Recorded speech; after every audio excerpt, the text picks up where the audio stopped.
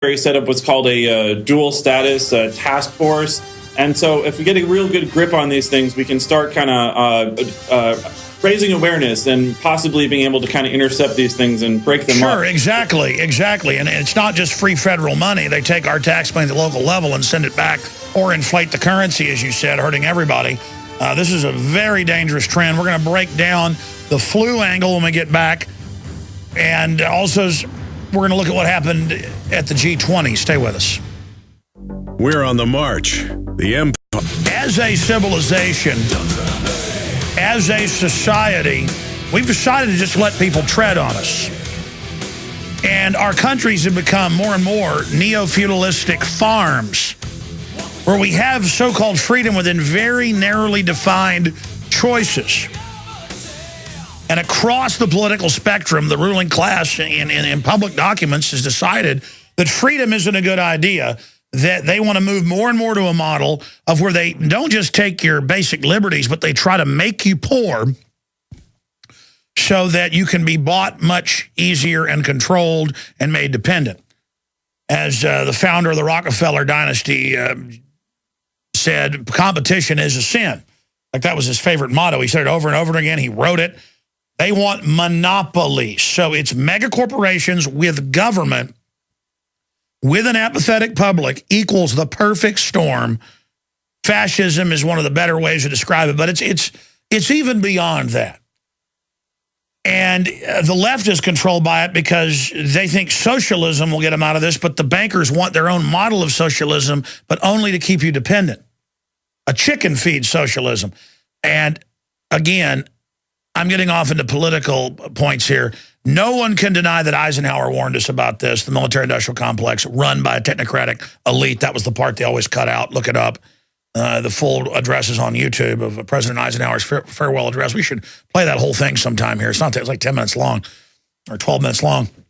This is what we're dealing with here.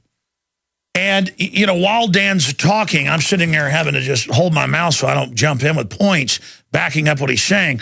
When I sent Rob Dew, Jason Burmis, and who was it? Aaron Dykes went too. I know 3 of our crew went up to Pittsburgh for the G20. They were going to have military all over the streets. So when we got there, we called.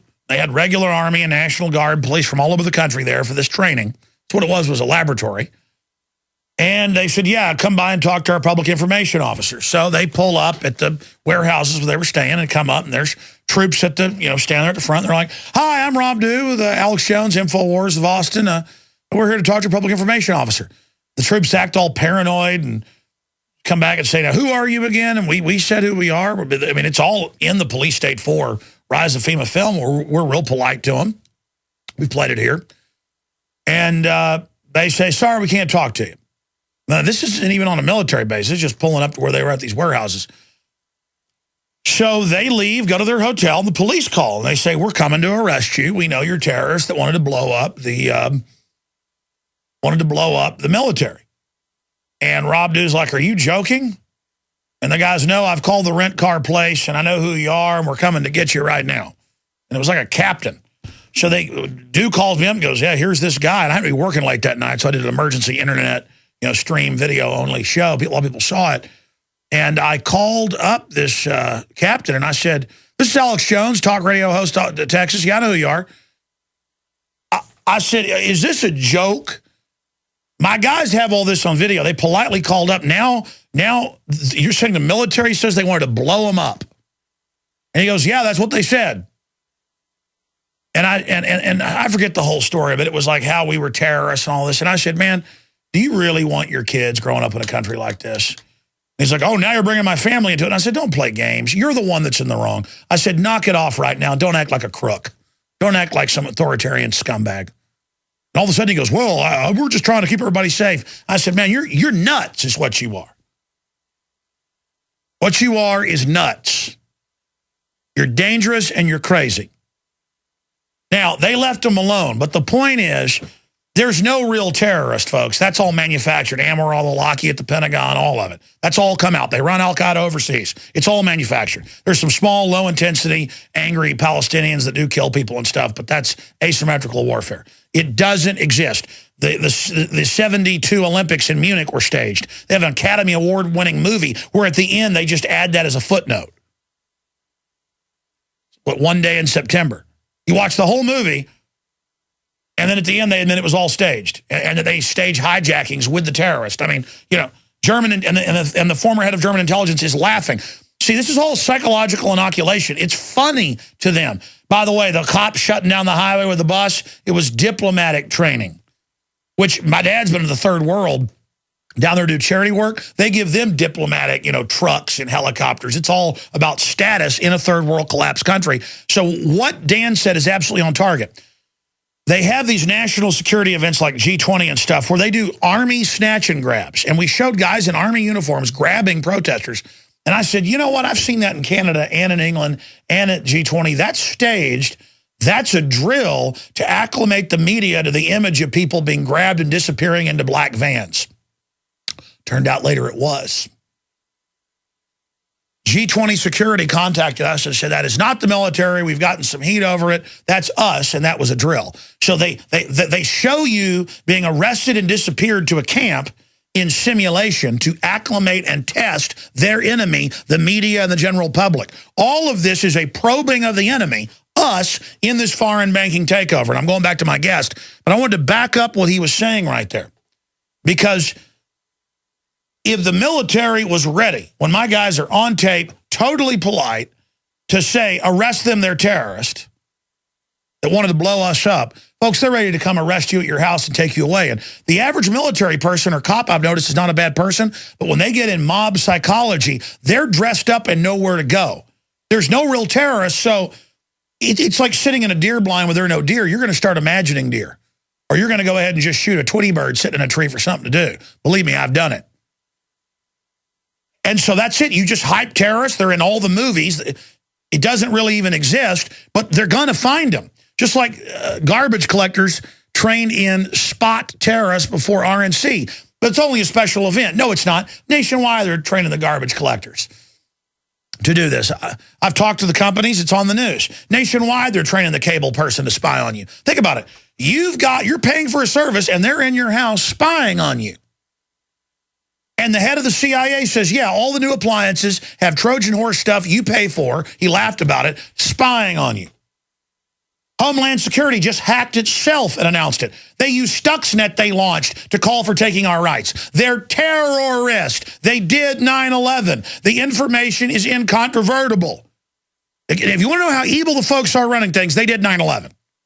The foreign corporate crooks that run things did 9/11. They had NORAD stand down, ran drills of the exact targets being hit. I'm ranting, Dan. I wanted to just back up what you were saying about all that, because these national level exercises, after they do them, it just stays in place. This is the training that, oh, it's only special, we're suspending your rights, and then it becomes permanent. Go ahead and continue with your research and the latest here on the stuff that you've got up on your site and the others about the flu. Because they said at the SPP in 2006 that leaked, got sued and they got it. In 2007, they would use the flu, terrorism, economic collapse to merge North America by stealth. And the number one agenda was keep it secret from the public. So that fits into it. Tell us about other research.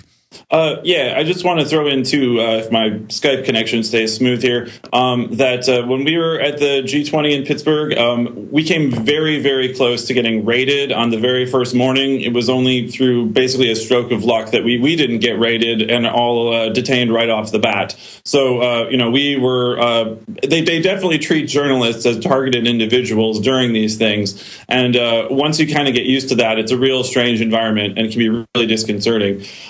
I think one interesting aspect, again, so U.S. Northern Command, NORTHCOM, has these series of plans called CON plans. And again, publicintelligence.net is probably one of the best places to go look for this stuff. So one of these plans is called CON Plan 3591, Pandemic Influenza Regional. And it is heavily redacted in the large file that they did release under FOIA.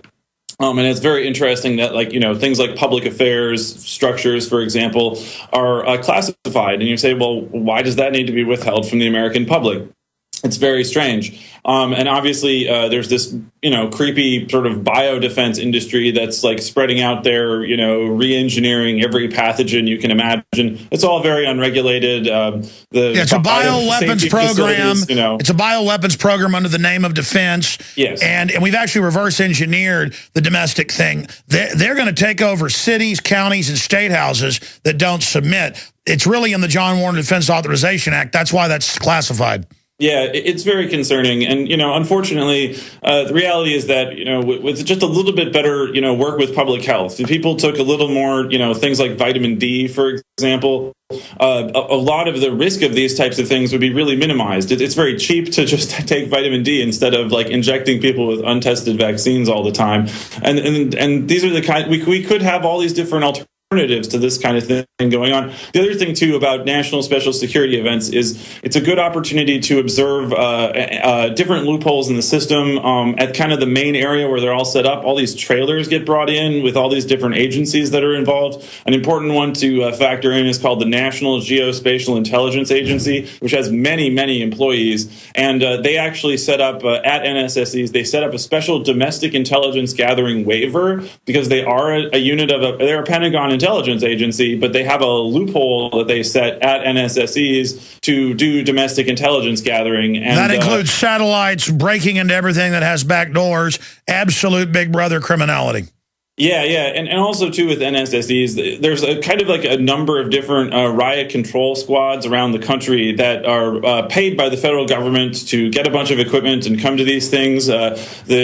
Miami-Dade County is a major example. There's one from Illinois called the Illinois Law Enforcement Alert System. And so you can kind of go around and start documenting these things, looking at their different like types of weaponry and stuff. And then you'll tend to see these guys popping up over and over again. I mentioned earlier that Homeland Security, underneath ICE, has created a new agency called Homeland Security Investigations, which has these giant kind of battle trucks and black helicopters, you name it, going on. And they're building out really fast, too. That's a snatch and grab operation. Yeah, right. And and then one thing about them is that they're also kind of like the backup people underneath the Secret Service at NSSU. So I would expect more of those guys to be showing up real soon. So I think if you start looking carefully at national special security events, you start to see how they're sort of used to kind of run through the basis of these plans, kind of acclimate people to that. But then outside NSSEs, for example, the National Guard here in Minnesota, under a declaration from Governor Dayton and previously Governor Pawlenty, they delegate little National Guard officers into local police departments. And in one case, we went to like an award ceremony where I think her name was Nicole Hughes, was getting an award for doing network analysis that led to solving a murder investigation. But that's an example of the mission creep. It's like, well, we could just have the correct resources in police departments to do this thing, but instead they're normalizing having the National Guard as the feds signed on to international treaties. Have you? I'm sure if you're looking at NLE documents, have you noticed all the foreign governments that come and are involved in helping track the domestic uproar? They're training foreign troops for domestic operations because, I mean, that's all in these documents. Have you seen that? I think you guys did a really good job documenting the foreign troops that came into Chicago a while ago at that exercise that was there. I haven't seen too much in the way of foreign troops, but although